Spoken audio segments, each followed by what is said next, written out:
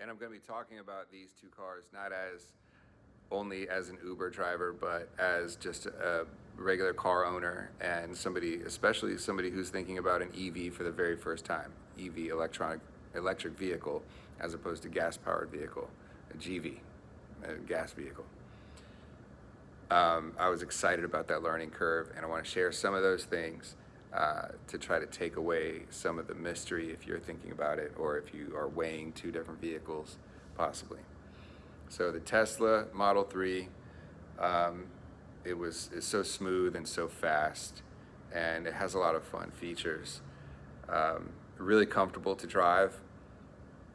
The charging, once I started understanding how easy that is to go find a Tesla Supercharger, the very first time, no idea what to expect, and what's it like to wait with your vehicle for 30, 35 minutes if you wanted a full charge like I did, and come back to it, fill it up. It's really cool how, first of all, the charging stations, they look like a gas station, right? It's like a little small kiosk that's about the size of a person, and it has a hose that looks like a little gas pump, and you just plug it right into the side of the Tesla, which also has like a little, what looks like a gas door. So those things, it's probably pretty smart that they made that look similar to what we all know, except instead of filling it with gas, it's connecting electrical current and charging that battery.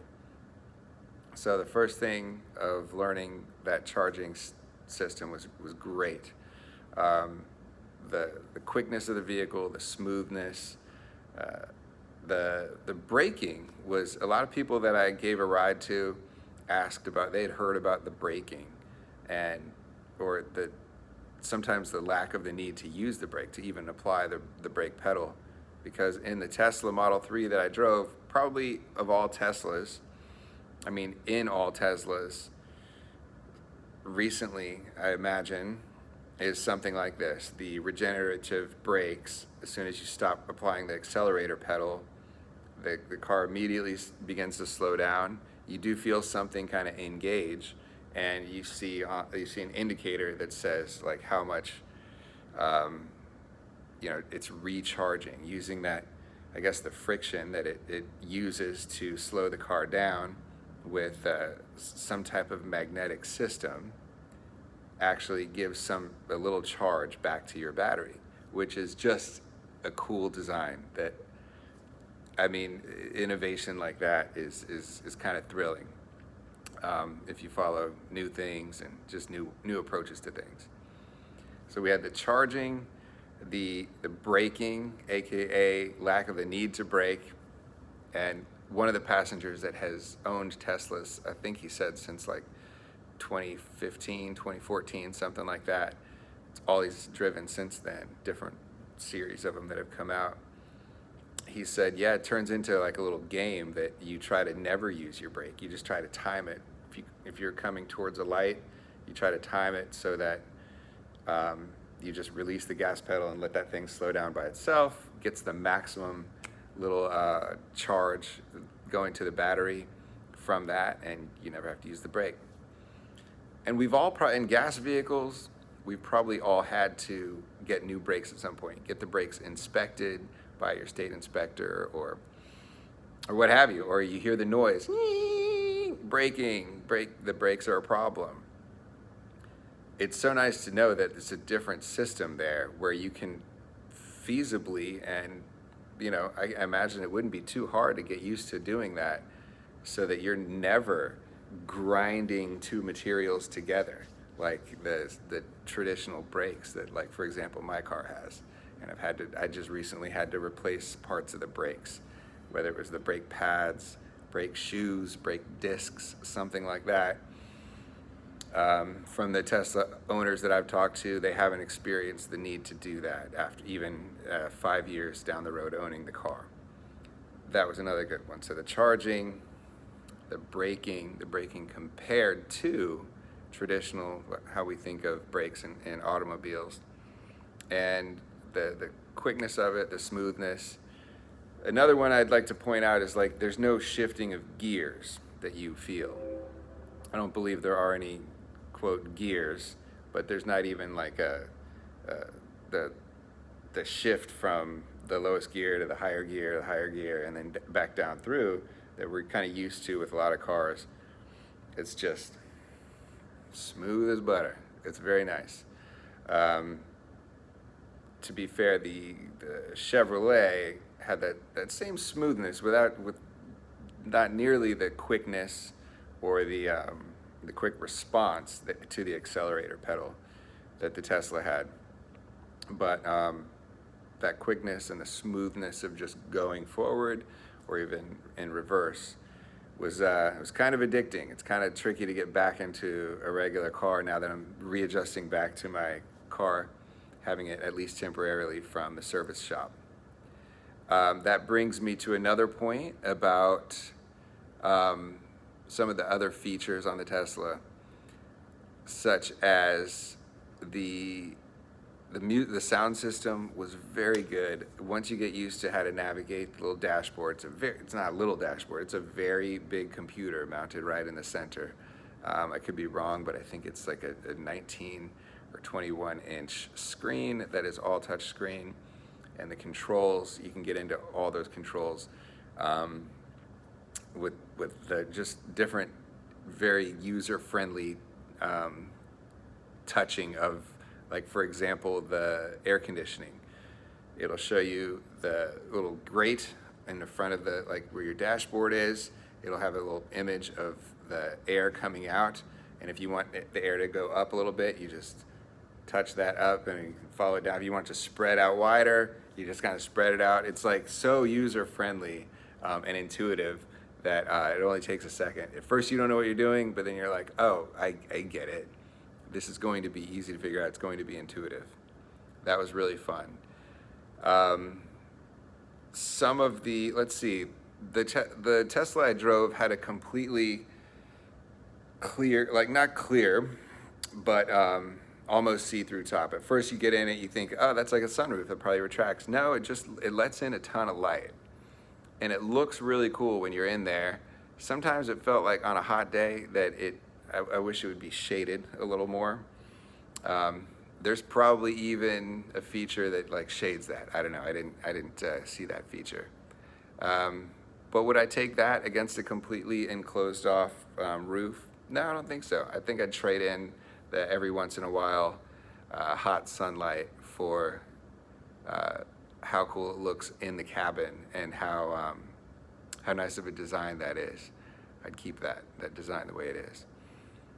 The steering of the Tesla, very tight, very easy to get around corners in a smooth way. The seats, the leather seats in the one that I drove was like black leather, very dark gray leather seats. I found that they really showed like little nicks very easy, like really. It didn't seem like the most durable leather. My son was in there. I was very careful to like put something down under him so that whatever he was holding or whatever didn't like gouge the seats, because it would leave like a little nick. The storage space in the Tesla was not that great, although I realized that I didn't make use of the what they call the frunk in the front of the car. We're used to the engine being of most cars. There's actually a little storage compartment there that could have, in at least one case, allowed one of my passengers to put another bag in there instead of, let's see, like putting it between them in the seat. So storage, let's see, anything else to note? I mean, the biggest things are the charger. The range of this Tesla Model 3 that I drove was 260 miles.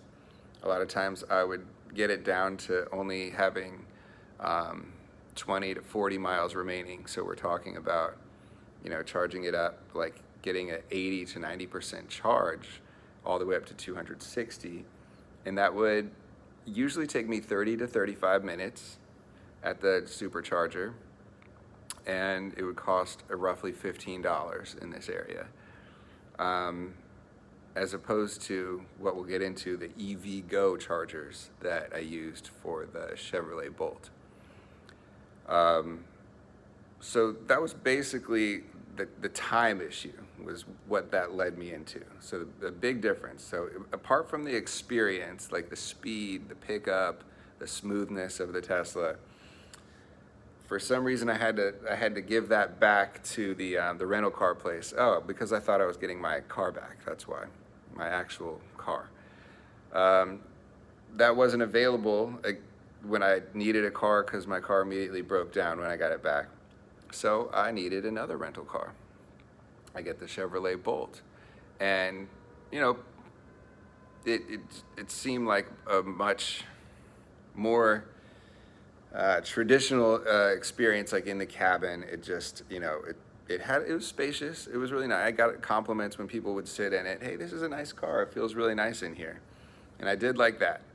You're losing out on a lot of the pickup and like to be able to merge onto a highway and just touch that accelerator like the Tesla and just get exactly where you need. You're immediately at 70 miles an hour. The Chevy Bolt didn't have that. The braking, the accelerator, it was slightly similar in that once you let go of it, you would see a little regenerating logo appear that turned green with the battery on there, and it would indicate that the braking system is charging that battery somewhat. In one case, I even saw my remaining range on this Chevy Bolt. I think it went from something like 129 miles remaining up to 131 miles remaining a couple minutes later after I had maybe used the brakes in the correct way down like a gradual hill. So that made it into a fun game to try to do that more and use the brakes that way. Let's see. So the acceleration, not nearly as much. The braking, it did seem like it was there, but with the regenerating, but I need to know more about that. However, it is a cool and comforting feature to know that you don't have to apply those brakes like you would in a traditional car, and that you're even sending some electrical charge or electric current to the battery. So good to know that. That brings me to apart from like the acceleration and so forth of the experience of the Tesla versus the Chevy Bolt. The Bolt uses a system of charging called, I believe it's a CSS, this variety. I don't know what that stands for, but there's about 3 or 4 major connector configurations, like a little hole here and then a little oval piece across the top that has to plug in correctly in order for it to work. And this one has a CSS, which is supposed to be like the fastest one you can get for this type of car. And there are stations in this area called EVgo. They have an app that EV drivers really like, and that a lot of people told me about at the charging stations. Hey, like when I first went there, hey, you got to get the EVgo app. It makes everything really simple. So I did get that. That app wasn't quite simple to set up, and it seemed a little buggy. Took a call to support and trying it again and a few things like that. And I'm not somebody who has an issue with those types of things. I've worked in that field of user experience and using all kinds of devices and testing systems for navigability, things like that. But that one had a few things that made me say, I don't even want to use this freaking thing. Screw it. It shouldn't be. Shouldn't have that step or that step. The charging of the Bolt is basically the biggest separation as far as who might want that kind of car. I assume that it's a lot less money. I don't know how much, but it is a nice little vehicle, the Chevrolet Bolt. It's nice. I would encourage any family that was like a suitable size for, or any individual, to think about it. But the biggest separator for me was the time that it took for those chargers to charge up versus a Tesla Supercharger. I would get it down to, I think this one had a range of 290 miles, 200, I think it was 280 miles. So instead of the Tesla with a range of 260, this one had a range of 280. And so very similar there. But when I wanted to charge it up, if I was down to like 25%, 20% remaining, it was giving me like that I had 60 or 70 miles remaining. I'd go find one of these chargers, plug it in, select the payment, or once I learned how to connect to the EV Go thing, once I finally got through the bugginess of activating that thing, I used the EV Go app, and that made you be able to start it on the app and then stop it, or you can't. I never stopped it on purpose. I just, when it said it had reached its charge, and it said session ended. That took, instead of the 30 or 35 minutes that the Tesla Supercharger took, that was taking over 2 hours, up to like 3 hours, even closer to 4 hours to get that charge. And when I saw that happening, I was like, I cannot do this. And this was like what they called one of the speedy ones, like a 350 kilowatt rating in this area. The first one I tried took like 1,000 years to charge, and it was a 50 kilowatt. It said high speed, the 50 kilowatt high speed. But I said, well, that's not fast enough. We're not going to be able to do this. And so I looked on the app and saw one in town that was rated for like 350 kilowatts. And I used that one, and it still took over an hour, hour and a half.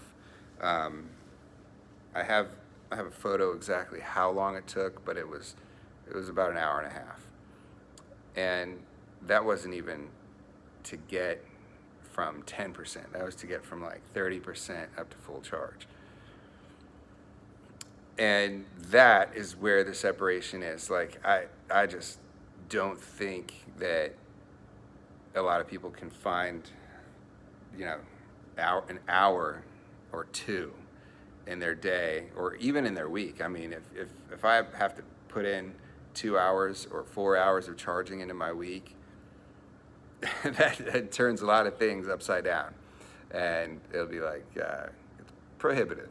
So the person I was going to suggest that might continue thinking about the Chevy Bolt would be somebody who can install something at their home. I live in an apartment, and I can't install the type of charger that it would take, the type of outlet that it would take. I mean, maybe I can. I haven't looked into it too much, but I know that that would take a special permission from like the apartment management, things like that, and get a contractor to do something, which would be a whole nother situation. So if you have a home that you can charge overnight, and maybe there's a charger at your office, you might want to take advantage of that.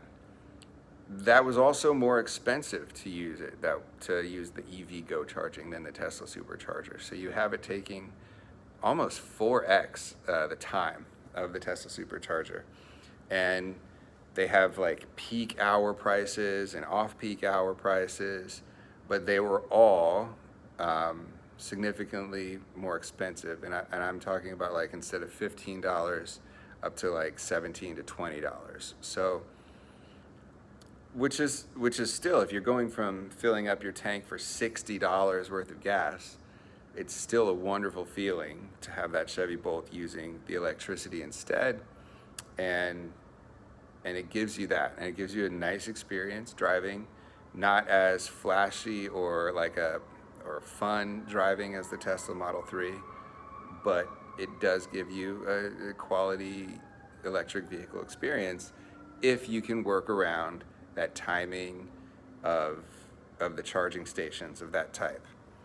So my overall review is that for a regular car owner just looking for an electric vehicle for the first time, there is going to be a learning curve, but you can do it in less than a week. You'll learn, and I would strongly suggest getting the Tesla for almost whoever you are.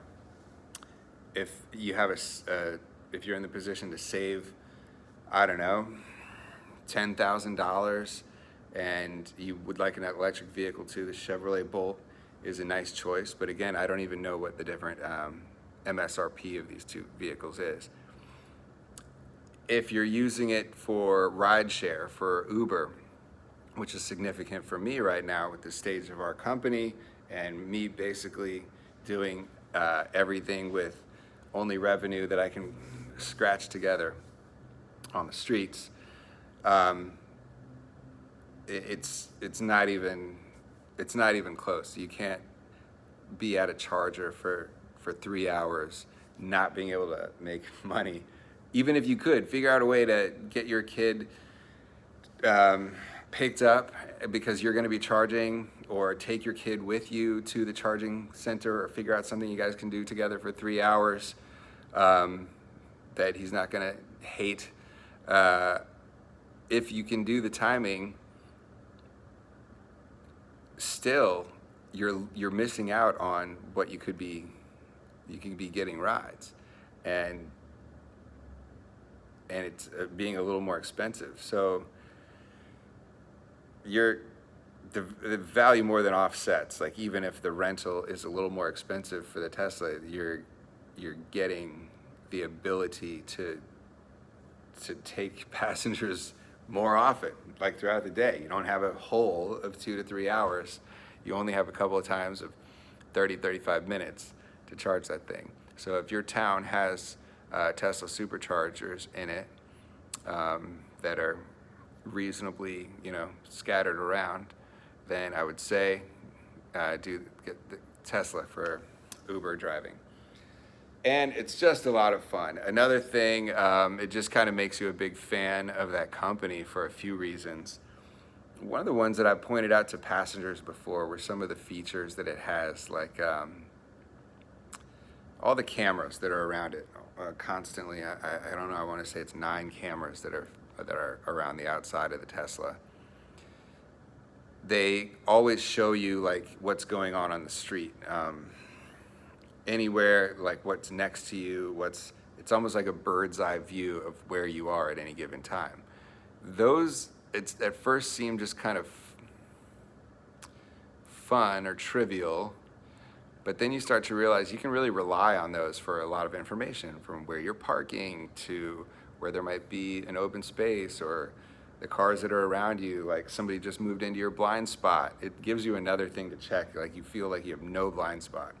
Even though I've heard some people say that there may be one, like with the configuration of the cameras. It makes you kind of a fan of the way that company runs a lot of things.